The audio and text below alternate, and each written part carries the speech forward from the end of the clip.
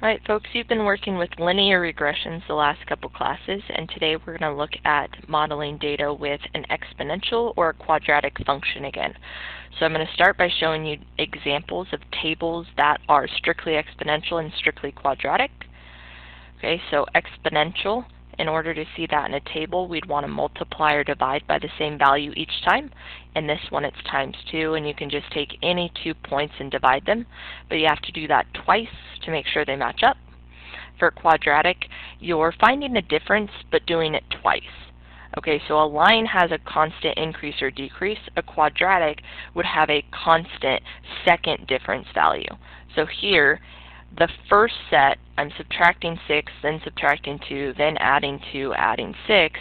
But then if I look at the differences between these ones, from negative 6 to negative 2, I'm adding 4.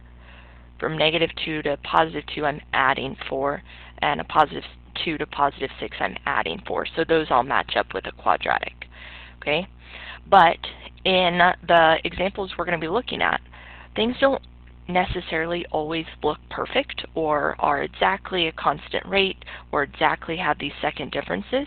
Okay, so in a more general way, an exponential increases more quickly than a line or decreases, again, more quickly than a line.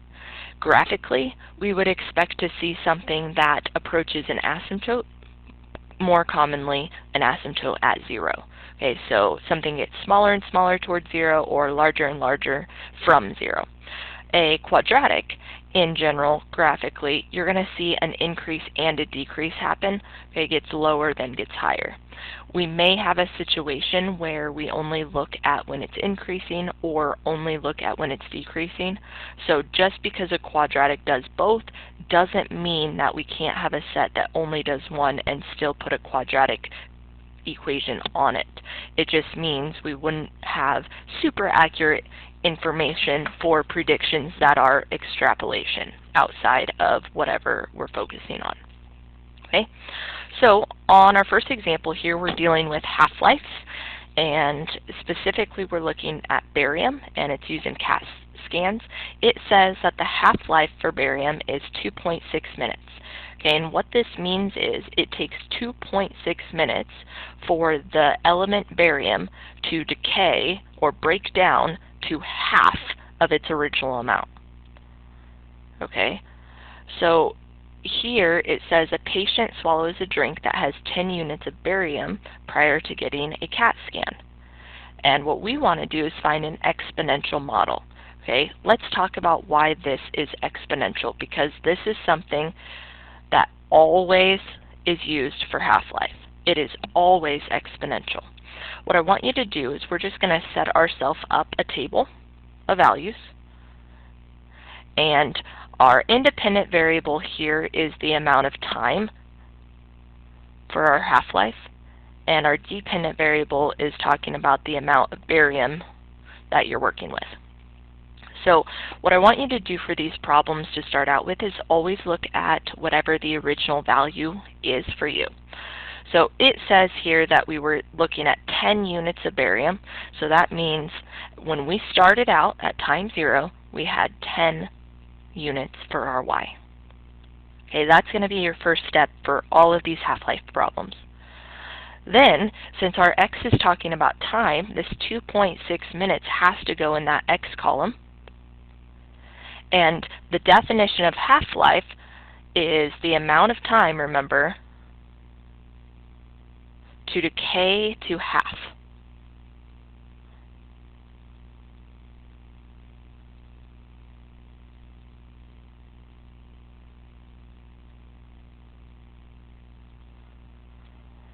So all I have to do to think about this, if it takes 2.6 minutes and that's the half-life, then I should have half of the original amount, or 5. Okay, so time, you just use 0 and whatever they give you as the half-life. The amount, you'll start with whatever number they tell you was at the beginning and then divide that by 2. Okay, so with this, since we're dividing by 2 each time, I could add 2.6 again, add 2.6 again, and each time I'd be dividing by 2. But 2 points is enough for us to write an exponential equation. Okay, so I'm not going to list that, but it's always exponential because of that divide by 2 action. Okay, so we're going to follow our note card instructions just like we did for linear regressions. The first thing we're supposed to do is type in the data that we came up with. Okay, so we've got 2 points, that's enough. X goes in list 1 here.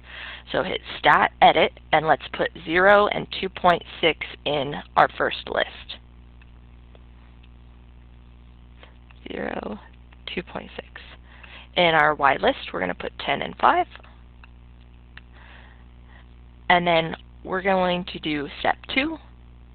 Okay, step 2 has you turn your plots on and make sure your window's okay. So for this, because we only have 2 points, it's graphically not going to look like an exponential. So I'm going to skip that step for right now.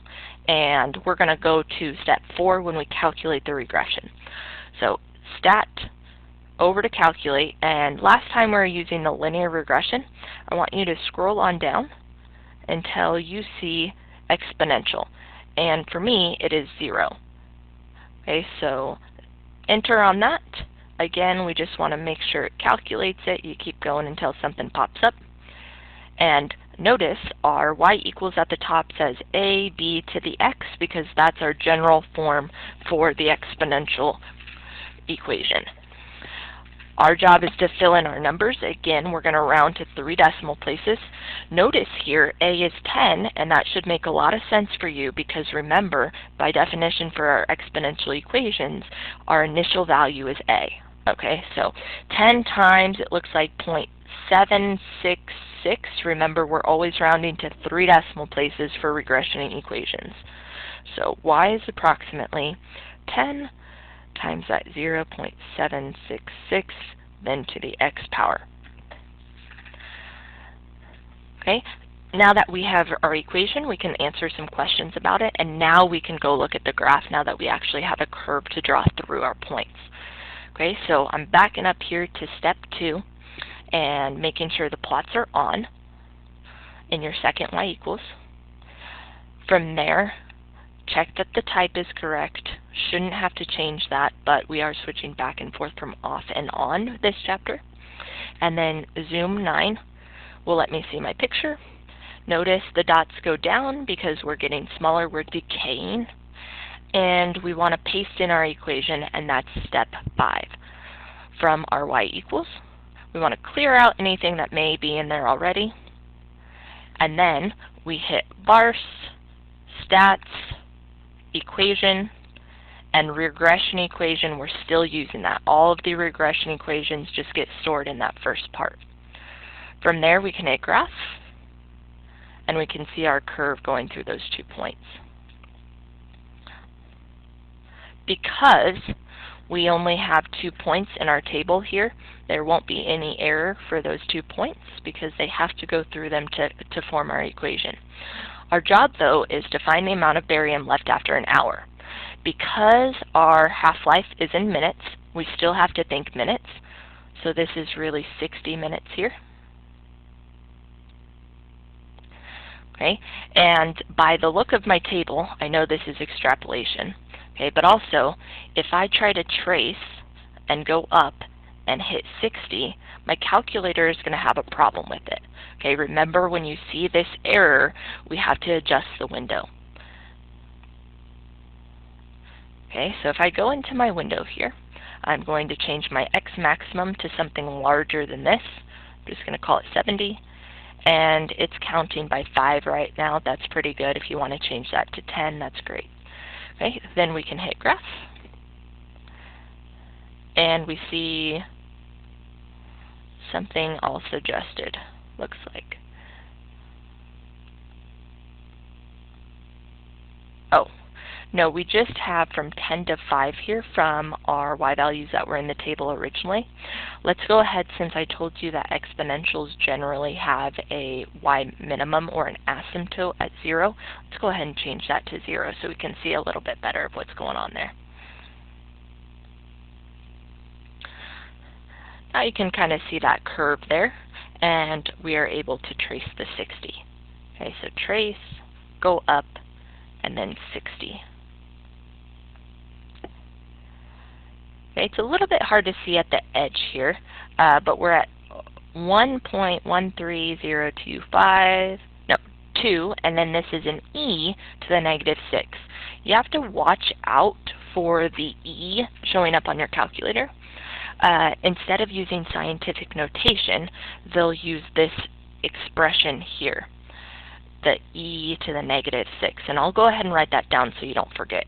It was 1.1302, and then an e to the negative 6. Okay, that really means 1.1302 times 10 to the negative 6 when you see that. Okay, for us, because we're creating our own table here, we don't have guidance for what to round to, but each time this is dividing by 2, it's going to get more and more decimals as you get smaller and smaller and smaller. Pick your favorite amount. Okay, so when it's this small, I'm going to write it 2 different ways. One is to move your decimal 6 places, and that would be 5 zeros, 1, 2, 3, 4, 5, and then the 1 on the end. Grams, not grams, units of barium. Or you can keep it in scientific notation and write about 1.1 times 10 to the negative 6 units. Okay, your choice there, scientific notation or not, but if you go with no scientific notation and it rounds to approximately 0, I want you to show me enough zeros so that a number afterwards pops up. Okay, but basically that says an hour later, the barium's essentially out of your system, okay, in a very, very short amount of time. I do want to show you one other way to get this that's nice for specifically exponentials only, okay? Because exponentials has the x at the end of the equation, you can also use just your equation to type this in. Here's how you would do that.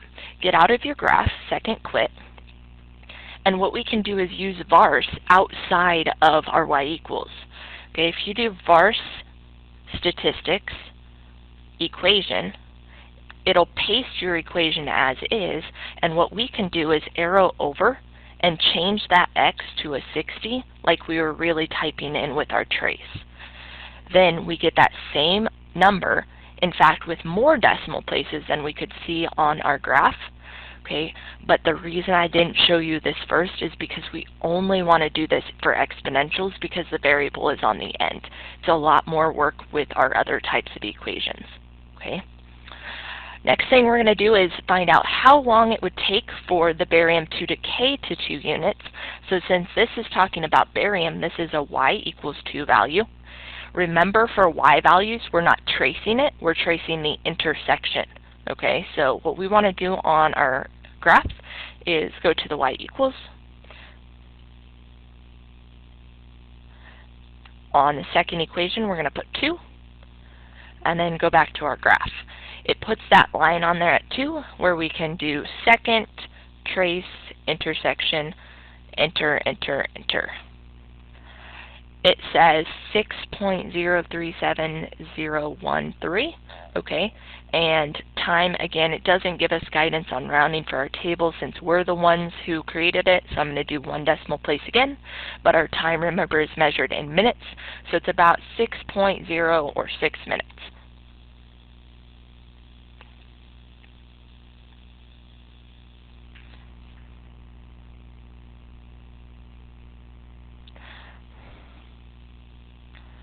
Our next example has years and cell phone subscribers in thousands there, and it's specifically talking about the pattern since 1985, and it wants us to create an exponential regression model for the number of subscribers t years after 1985. So this tells us 2 things here. It tells us our variable is going to be called t instead of x, and we want to only think about the years after 1985. Okay, so what I want you to do now is pause the video and get that typed in. Alright, so notice in the x values, since we're doing years after 1985, we're calling 1985 itself 0, and then 2 years later, 4 years later, 6 years later, and so on. Okay, if you mess that up the first go around, pause the video again and get those numbers adjusted. Now that we have it though, it tells us exponential. From our graph, the reason this looks exponential, on the left-hand side we had adding by 2 each time, so that's constant. And these numbers are increasing, but they're not increasing by the same number each time. It's not constant. They get bigger pretty quickly. Okay, so that's what tells us it's more exponential than linear. With that, we're going to do stat, calc, and then remember, we're doing the exponential regression here, so that it was 0 on your calculator.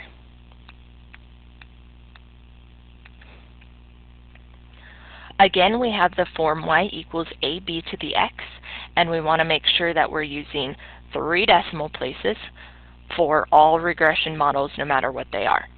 So be careful when you put this in. Our a comes first after y. So y is approximately 736.190, but they want us to use t.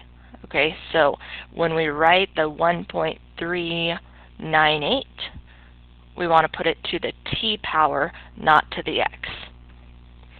Okay, and first question says, describe how well this model fits the data.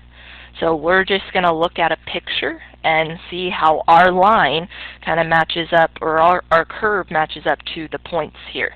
Okay, so we're going back to the note card to talk about making sure our window is appropriate. And our plots are already on from what we did today, but we have to hit zoom 9 again to readjust our window for the new data that we typed in. Okay, so there is our dots, and we want to make sure now that we put our curve into our y equals. Again, always clear out what's in there before, and then we're going to paste in using vars. So vars, stats, equation, and the regression equation. That'll bring that up, and we can hit graph to go ahead and plot it on. So our job is to watch this curve and see how well it's hitting those points on our graph. And it looks like at the beginning it's really good. It's not so bad here, but then after this point, the last one's pretty terrible. And what's going to happen is this is going to keep going up at that same rate, and that doesn't necessarily happen as we continue on. We'd have to see more data to make that sure. So remember, this last dot on here is talking about the 2003. So we can say it's a decent model until 2001, but after that we've got quite a bit of error. We can't even see how high up here the curve actually is for that year of 2003. So the model fits the points relatively well.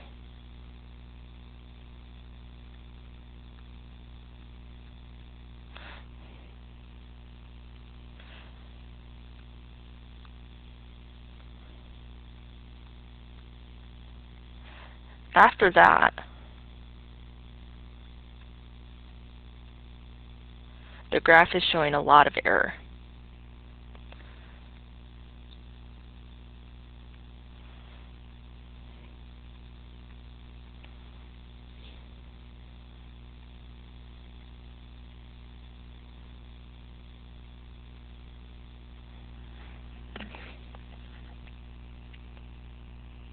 Okay, so now what I want to do here, and this doesn't state this explicitly, I want to talk about it. This says, how many cell phone subscribers does your model predict for this year? When I say this year, I mean literally this year. Okay, we're in 2020. And so right now, again, just like with our first problem, I know 2020 automatically is extrapolation. It's not going to show up in my window.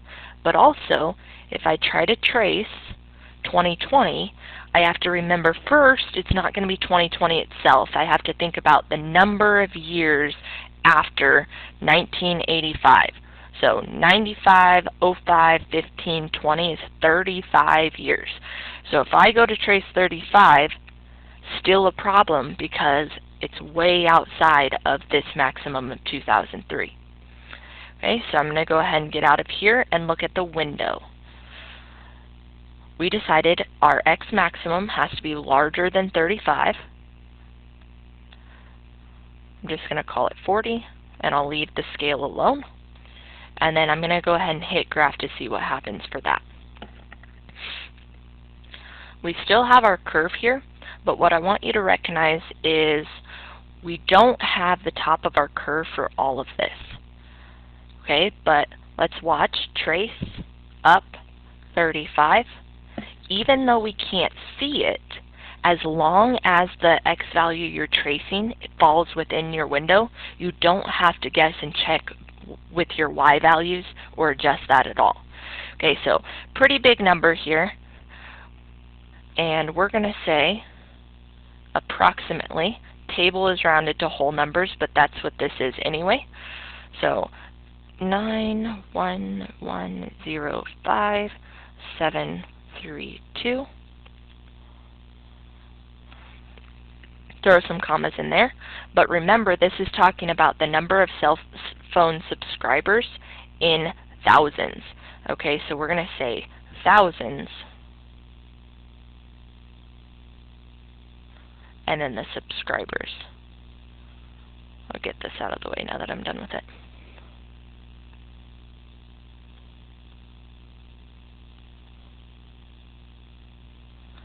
Alright. Alright, your turn. It says radium has a half-life of 1,620 years, and you have 3 grams of radium initially. I want you to answer A and B based on the problems that we've just done. Okay, pause the video and take care of that. Remember, to set up this equation, you need to make a table, and our initial value is 3. This time it says the half-life is 1620, and half of 3 is 1.5. Okay, we're stat calc 1-ing. Notice the A value here is 3, just like it was with our first example, but the base here rounded to 1. Okay, it's decaying, but it's decaying so slowly that that number after 3 decimals rounds to 1. And that's why it's really important that we're using the whole equation with our graph or with our vars to answer these questions. Now, for me, I would use the shortcut on this problem and use vars instead.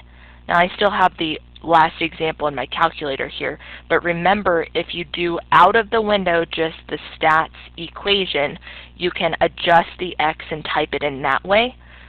As long as you're not answering a lot of questions, it's just asking you to trace things, you can use that shortcut. Okay?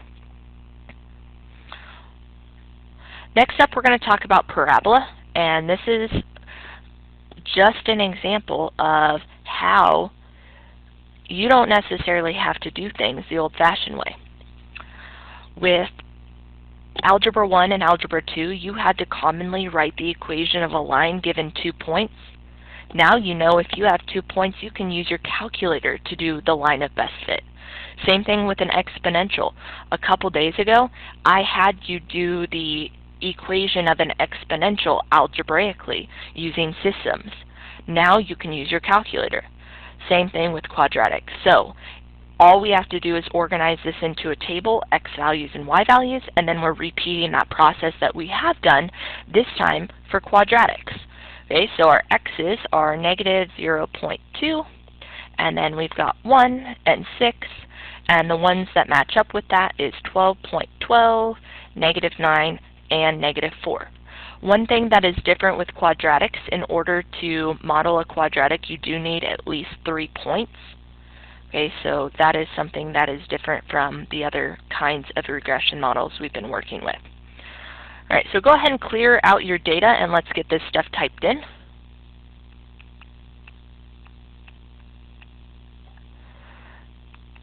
This is a pretty small list, so we shouldn't have to worry about taking too long to check it. Okay, but do look it over in case you hit the wrong button accidentally. Okay, but from here, we're just finding the model. So this is step 4 on your note card. Hitting stat, calculate, and then quadratic is the 5th option on this list. So 5, and enter until something pops up.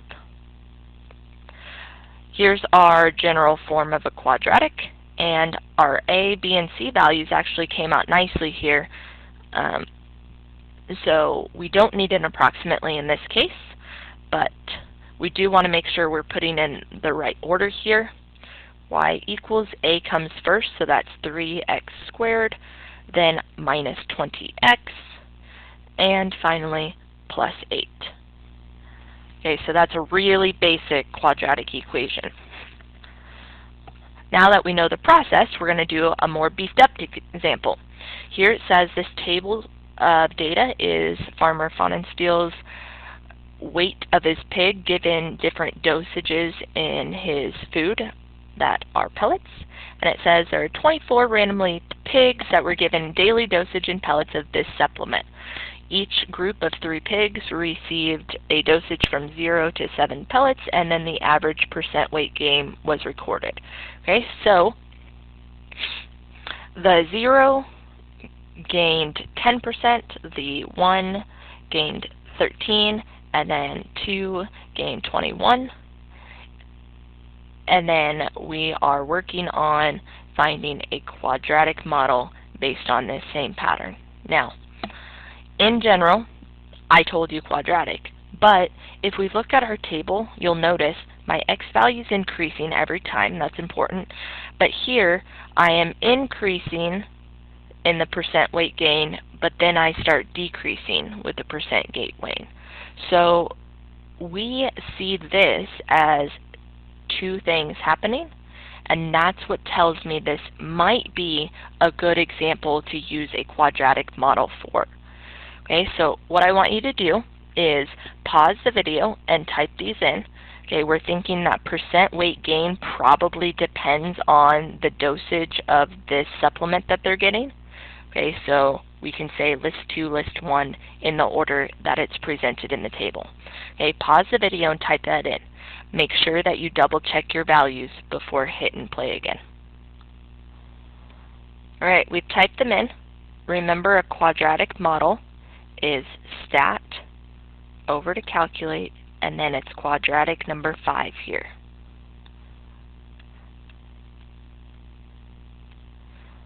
Okay, if this one doesn't come out quite as nicely, that's okay. Remember, in context of real-life situations, a lot of times it doesn't fit all the points perfectly. Okay, what we're going to do is always round to 3 decimal places. They don't give us variables, so we can say y is approximately.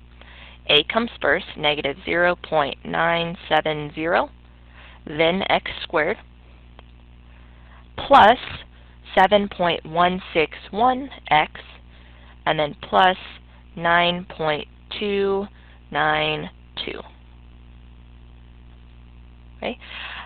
What I want to point out for this equation is right there, we have 9.292 is, remember, the C value or the y-intercept of our graph. We happen to have 0 in this table, and you won't always, but it is the y-intercept, and so the 0 supplement was meaning 9.292% gain, and that's pretty dang close to the 10 that was actually represented in the table. Okay. Another thing we can look at is the A value. This has a negative A value, which would indicate the parabola faces down, and I was showing you that shape earlier because it increases first, then decreases, making that upside down parabola happen. Okay. Our job is to use this to calculate the residual. Okay, remember, residual means the error or the difference between the observed value and the predicted value. Again, that is on a note card if you forget that. Okay, observed comes from the table, and we're looking at the table value for 5 pellets. Okay, so for us that was 20, and then what we want to go do is compare it to what our calculator says. So again, for this one, we can't put the calculator just with vars, we want to graph this one because x is in more than one place. We can't type it in by hand very easily. So what we want to do is go to our y equals, clear out anything we've got, and then paste in the equation we just came up with. Okay, so vars, stats, equation, paste that guy in there, and then remember, right now my window is for the last problem, so to adjust that quickly I can hit zoom 9. A lot of times we're going to go back and forth between those steps 4 and 5. So here's my parabola.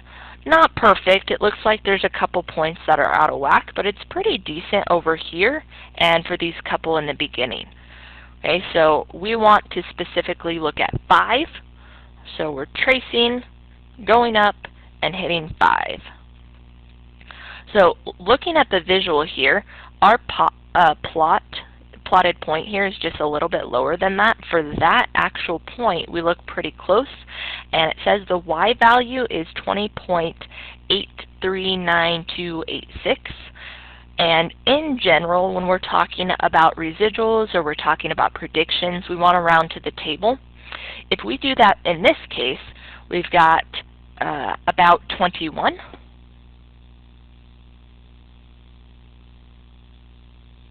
And so that would be approximately a -1%.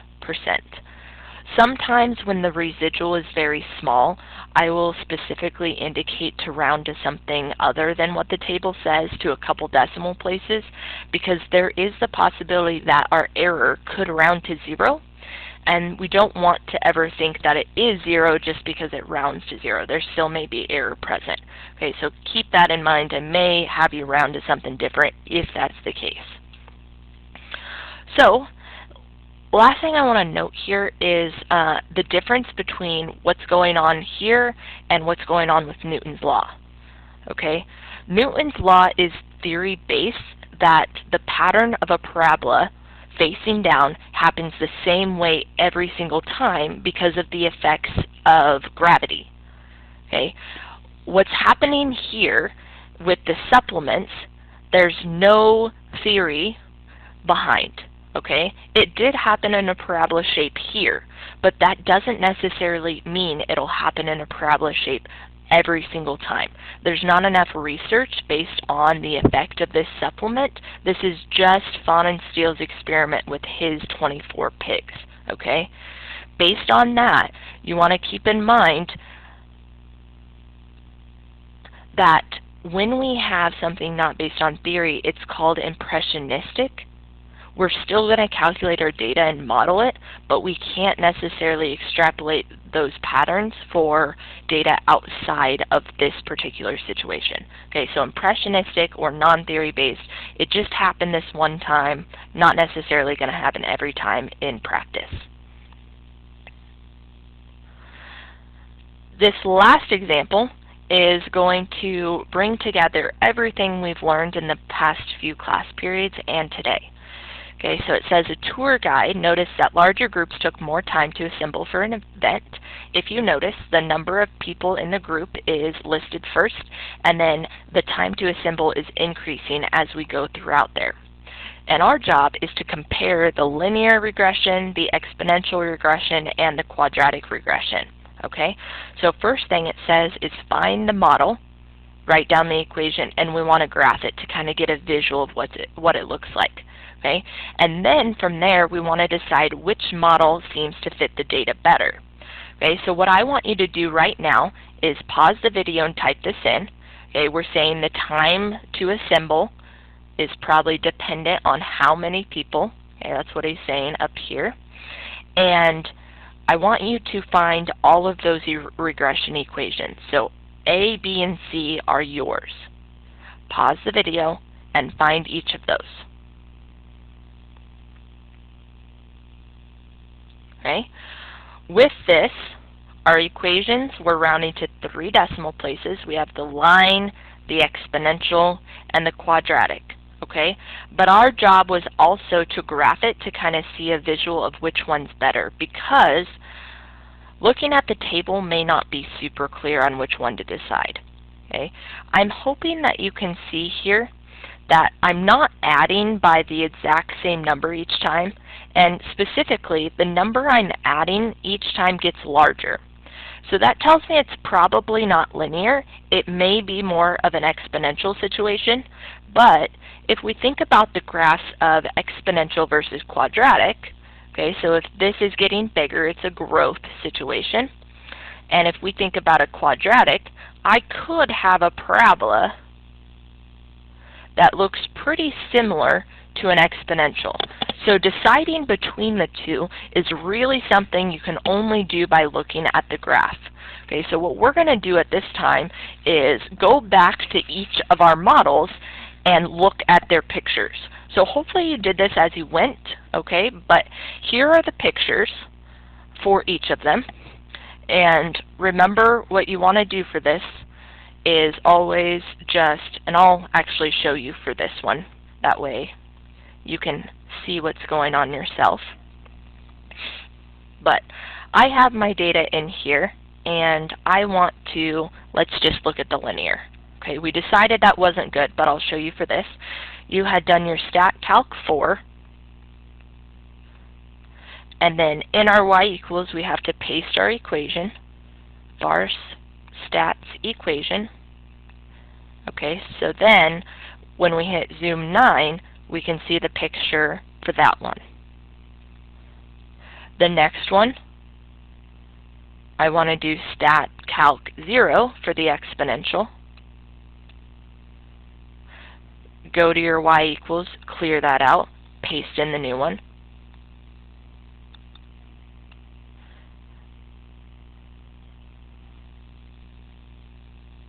And the exponential here is significantly better than this one, so that's out. When we're comparing, we know that one's not as good. Finally, stat calc 5 for the quadratic.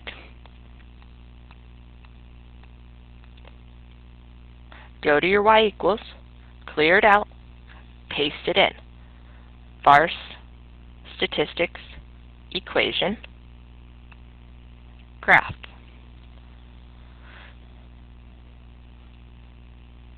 So here, the quadratic actually looks pretty good, but when we compare it to the picture of the exponential, it's not quite as good as this one here.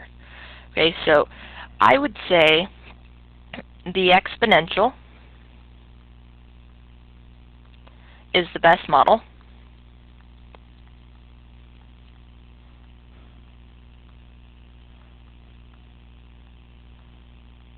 Because it most closely fits the points.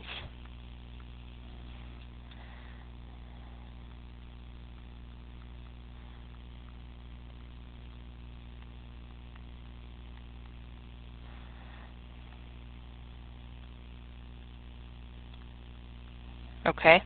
What that means is there's the least amount of error for it. And this is really important, because what we're going to focus on next class is error and how we can look at error, because right now, going back and forth from one graph to another, when it's obvious, it's easy to tell. Okay, but when it's not so obvious, it might be a good idea for you to actually put both on your calculator. So here in the y equals, I have the last one I did that was a quadratic, and you can't just pull the picture over like I did. What you can do is actually graph both of them at the same time. Okay, so I'm going to go back to my stat calc and bring back the exponential here. And what I can do when I go into my y equals is put the second graph down here. Okay, you have to be careful on which one you're graphing second, but when I go to paste that in and hit graph, it'll show me them both together, and then I can decide which one's better based on that. So this is a little bit further here and here. Make sure you know which one's graphed second, and then you'll be able to compare them that way. Okay, if you have a colored calculator, even better to organize them that way. All right, that's all I have for you today. If you have questions on your homework as you're going through problems, be sure to come in to see me.